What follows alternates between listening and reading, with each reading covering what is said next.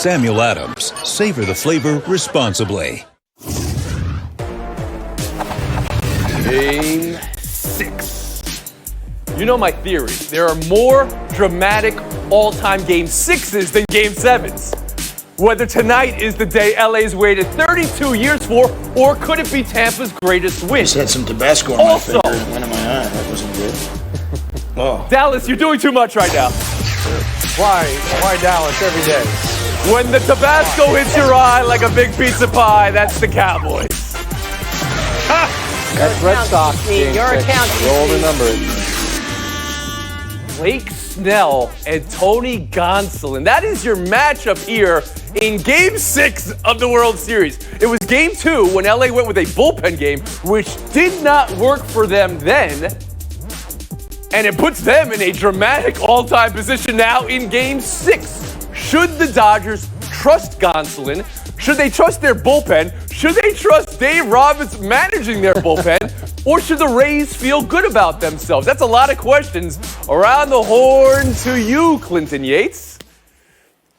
I don't love the way Dave is handling this, and mainly because of the position he's putting Gonsolin in. He's a rookie. We have to understand this about what his October has been like. It took him 2 weeks to pitch into October. It was on the 13th. It was 3 days after that he pitched the next time, and then the next time he couldn't get out with 4. He only got 4 outs. And so my point is, I don't want to put a rookie in a position like this when you've got Walker Buehler, who in my opinion is the best pitcher on the team, as evidenced in 2018 in the World Series when he threw one of the gems that got forgotten for the Dodgers overall. I just don't like this because overall, Gonsolin has given up as many earned runs as he has inning pitched. You can't put a rookie in that situation when you have somebody better. This is not the time to take that risk. So you would prefer to start Walker Buehler tonight and not save him for a Game 7 when you could win it all tonight. Tim Kalishaw, I'll bring you in here. Well, I hate to see anything come in between Clinton and Dave.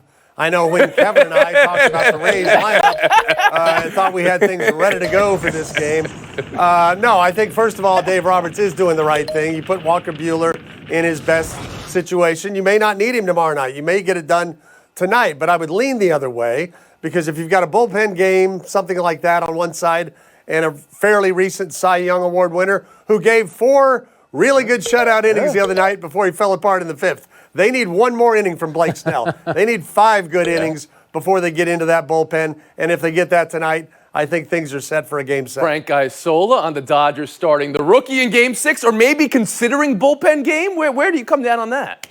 You know, Clinton is thinking the way Jack McKeon thought when he coached the manager of the Marlins. Remember, he started Josh Beckett on short rest against the Yankees, and he won that Game 6. Here's my thing with Gonsolin. The last time out, he only threw 29 pitches, so I would think he'd be rested. During the regular season, he was actually pretty good. My issue will be with Blake Snell. He's got to do better than that third time around. Now, God forbid you pitch the third time around in the order. That's when he seems to fall apart. Can he give them 6 solid innings and maybe give the team a chance to play a Game 7 tomorrow? And Jackie, you're Dave Roberts right now. Are you thinking Gonsolin, the rookie, to start today? You're thinking maybe I should go with Buehler. Maybe it should be my ace right now. I'm thinking, wow, I wish I could call Clinton Yates to see what he thinks. I feel a little better. Oh, Clinton is just wearing it right now. I understand the logic of both of my colleagues here, but here's the thing about Gonsolin. If it doesn't go well, you pull him, and you pull him quickly. And you get to your bullpen, and you go from there. Yep. Here's the thing that the Dodgers have over the Rays and have had over them, Tony, during this entire series. They have guys that are hitting the cover off the ball. Guys like Seager, Mookie Betts, who are getting hits after hits. The Rays have one great guy who's hitting, and the rest of them are hitting, as a team, they're batting 192 with runners in scoring position. That is not a recipe for success. So if you see even the hint of trouble, if I'm Dave Roberts, I'm pulling Gonsolin, I'm going to my bullpen, and I'm going to unleash my hitters. Clinton Yates, can you pick up the pieces of your argument here? Yeah, and I think part of the reason why the strategy I'm referring to for David Roberts is because he has other guys in the bullpen who he can go with. I don't like the idea, which is what he said yesterday, of we don't have a plan. I'm going to eyeball it, and I'm going to pull him quickly. That is not the kind of pressure I want to put on my team in the World Series when it's on the line. I just don't think so when you have Urias right there. You know, you look at the Dodgers, they have more home runs, more hits, more doubles, more walks, and fewer strikeouts than Tampa Bay. So offensively, they're too good. Remember last year, Steven Strasburg, that great outing that he had to extend that series to a Game 7, that's the kind of performance. I know that Blake Snell's not pitching into the ninth. That's not going to happen. 6 solid innings, that's all they need. Let's talk about the back end of this game. If you're Dave Roberts, are you going to Kenley Jansen to close this out? Or what are you doing in the back end of this game, especially if you're using 4, 5, 6 pitches earlier on in this game, Clinton? I don't mind Kenley in this space, but only because this is the time that you actually do have one to win. TC? They have a lot of options there. What? I'm keeping Dustin May in the game longer if he's throwing 101 miles an hour and getting people Jackie? out. I'm trying to understand why the logic is I'm going to keep him in the game because I have one to waste. How is that good logic? Starters Are you versus kidding closer. me? It's a different discussion with starters versus bullpen players. That's just my opinion about baseball. Okay, so let's make a pick here. Let's get some picks in here. Jackie Mack, who you got tonight? It just feels to me like it's the Dodgers' time right now. I'm going to take Frank Isola? Dodgers will eventually win. Tampa Bay will win tonight. Tim Kalishaw? As the only panelist who was there 32 years ago when they won, I know how hard it's going to be. It's going to take the Dodgers another day. Clinton Yates? The Rays have scored more runs against openers than any other team in the playoffs. I'll take them. So that's 3 taking Tampa and 1 saying it's a closeout for LA. All right, we'll move on. Rams 24, Bears 10 last night. Oof. And the very real possibility, everybody in the NFC West makes the playoffs this year. Whether the Rams are closer to that team that made the Super Bowl 2 years ago, whether they're good, or whether they just beat a disappointing Bears team. Tim Kalishaw, can you start there? They beat a Bears team. I don't know. They're not disappointing. They weren't as good as their record. And their offense is a bit of a mess. So this gave the Rams defense a chance to look good. I was more impressed with the Rams offense and Sean McVay eventually sticking with the run and grinding it out and showing what they could do. This team is not that different from the team that went to the Super Bowl in the 2018 season. And I think the Rams, even though they've had some bad games, and I don't know what happened against the 49ers, I think they're a playoff team for sure. And I think they're a factor in the playoffs. We'll dig down on Chicago in a second. But first on LA, Frank Isola, what did you see from them last night?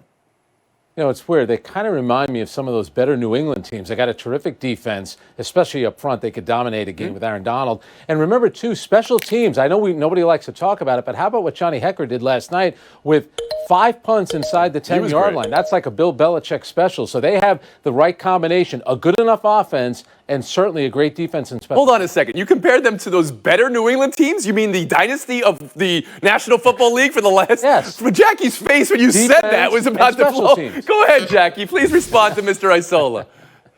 Yeah, sure. Jared Goff, Tom Brady, 6 apples, 6 oranges. I You out of said your mind, defense Frank? and special Oh, teams. boy. Frank's going the wrong way. Anyway, to me, this was so much about Chicago, Tony, and the ineptness of the offense. I mean, they can't run the ball. They don't protect Nick Foles particularly well. And Nick Foles, his numbers have been worse than Trubisky's. Everybody wanted to blame Trubisky for all the Chicago Bears' offensive woes, and yet he's out and they're still not winning. To me, it's so much about the ineptness of the Chicago offense. Let's talk about that then. The Bears are 5-2. Or are they 2-5? There's Brian Greasy on the call of the game last night. Did you guys hear this? Listen to this.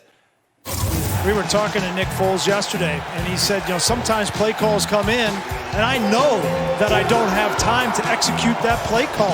And, I'm the one out here getting hit. Sometimes the guy calling the plays, Matt Nagy, he doesn't know how much time there is back here, and so that's something that they have to get worked out.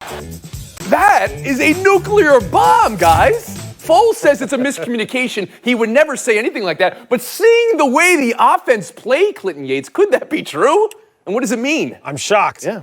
Shocked that the Chicago Bears are having problems communicating with their quarterbacks during games. But the point that Jackie made is exactly what I was saying a month ago, which is that if you switch to this guy now, and it's not injury, it's just performance, the hand-picked guy of the head coach, and it doesn't work out, next thing you know, you've got a carousel going, and that's exactly what you've seen with the offense. They're not good, all right? Their red zone percentage for touchdowns is 50%. It's 4th worst in the league. They cannot punch it in, and this shows as evidenced by what Greasy revealed on the broadcast. Tim, when you heard Greasy say what Foles told him, now, once again, Foles said it was a miscommunication. What you think? It just didn't sound like something Nick Foles would say to a room full of reporters with notepads in their hands or on a Zoom cameras or anything else. So it did surprise me that he's going to throw the coach under the bus like that. Clinton's right. The offense is a mess, and you can't now just go back to Trubisky. The problem is you just don't have a lot of options, a lot of weapons. Tariq Cohen's not there. They just don't have a lot of people. Frank Isola? You know, when Nick Foles says something like that, it's almost like he's saying, you know, Brian, you and I are quarterbacks. You know, sometimes these coaches call plays that we know are not going to work. Nick Foles might have been surprised that he actually said that on the air. That's what. But doesn't it look like that when you're watching the Bears play? That there are many plays doomed even before, you know, they get to throwing the ball. Jackie, how about you? I mean, that throw in the end zone, they're driving down the field, and they make that throw in the end zone. He's double covered, and the ball gets tipped, and it's intercepted. That's the game right there. I will say this. Foles' explanation to me was pretty plausible, to be honest. What he was saying was that on the sidelines, he's had that conversation with Nagy in real time. That's entirely possible. But I think we all agree he wasn't expecting Brian Griese to go on the air and talk about what they discussed. Isola, something you want to add? Yeah, the pass protection just isn't good enough. They've been outscored by 2 points, even though overall this season, even though they're 5-2. I thought they were an overrated 5-1 team. Now they're an overrated 5-2 team. And Kalisha. I just wonder when the time comes. Players are careful about saying this, but that defense, which is very good most of the time, is going to have trouble trying to carry that offense. That usually causes a rift on a team. Yates 11, Kalisha 12, and then Isola and McMullen with the big lead. Taking a break right here. Coming up, is it possible LeBron James and some other NBA players say, December 22? Nah, I'll see you in February. Whether that's possible. Next. Hey, Frank, can we say that? Dave. Yes. Somewhere in this play, the late touchdown for Tampa Sunday, maybe it was the block or the zip Brady put on the ball or the way Chris Godwin landed. He broke his finger. He's having surgery on the finger this week. He will miss time. That's something the team didn't know when they first started talking to Antonio Brown, but maybe now gives them some insurance. How the team responded to questions about Brown. Bruce Arians saying Brown has matured and left it at that. And Brady. With the team signing Antonio Brown, he's a guy that you have familiarity with and a friendship with. How is he doing, and how would you describe his mindset? I'm not getting into personal conversations, we've had together, so. How much influence did you have in him coming here, and how would you describe Antonio as a player and also as a person? He's had some disturbing allegations against him. You had a lot of questions in there. Which would you like me to answer? Oh, boy. Clinton Yates, buy or sell Tampa Bay, signing Antonio Brown. I'll sell this. Antonio Tavares Brown Sr., Timothy, is not a person that I want on my football team because of his off-the-field problems. Never mind the fact that he's going to want to take a bunch of balls from a guy who's a hothead like Mike Evans. I think that this is only because he's friends with Tom Brady that this is even a consideration. I don't think it's smart Tim at all. Kalisha. I would say the only thing I would disagree with Clinton on is if the Chris Godwin injury lingers. He's not supposed to be out very long. If he is, then it's an addition that it's worth the roll of the dice. But I disagree with Arians saying Antonio Brown's matured. He has no idea if that's true or not. Frank Isola. Yeah, I agree with Clinton on a lot of things, but on this one, there is a need, number one. And also, they are the epitome of a win-now team with Tom Brady. And if Tom Brady wants it, guess what? You do it. Jackie McMullen. I guess I'm just not convinced. Does Antonio Brown guarantee you wins, or does he guarantee you distractions? Here's the other thing to remember. His sexual assault civil trial comes up in December. What if he has to leave the team for something like that? Buy or sell two, the Browns without Odell Beckham Jr. Sunday. They scored 37. Cleveland's 5-2, which is wild card 3, which gets you in the playoffs this year. Tim, what is Cleveland without Beckham? What is Baker Mayfield without Beckham? I still think Cleveland's a playoff team. I can't explain why Baker Mayfield's stats are not nearly as good with Beckham as they are with all the other receivers. So for whatever reason, they've never been on the same page, so it's not going to be that great of a loss for now. Frank Isola. Baker Mayfield completed 21 straight passes after Odell Beckham left the game. But remember this, when Beckham is out there, he's drawing a lot of attention, which leaves other guys open. Coaches want great players out there. They need Odell Beckham. Jackie McMullen. Yeah, I agree with Frank. The early numbers aside, you got to figure at some point they were going to find some connection. He's too talented to just write off and say, oh, he's not going to matter to us at all. Baker Mayfield needs all sorts of help on the offensive end of the ball. He's walking a tightrope every week with people talking about his future on that team, for crying out loud. Clinton Yates? Yeah. He finished the game well, Baker, Reagan, Mayfield did, but however, he started poorly. That play was the second offensive play of the game, and that's the one that OBJ got injured on. So that's tough. He knows everybody's middle name. This is an incredible display of middle name knowledge from Clinton Yates. Middle names. You know my love for middle names, PTI especially, Clinton Yates. We'll move on. Buy or sell 3.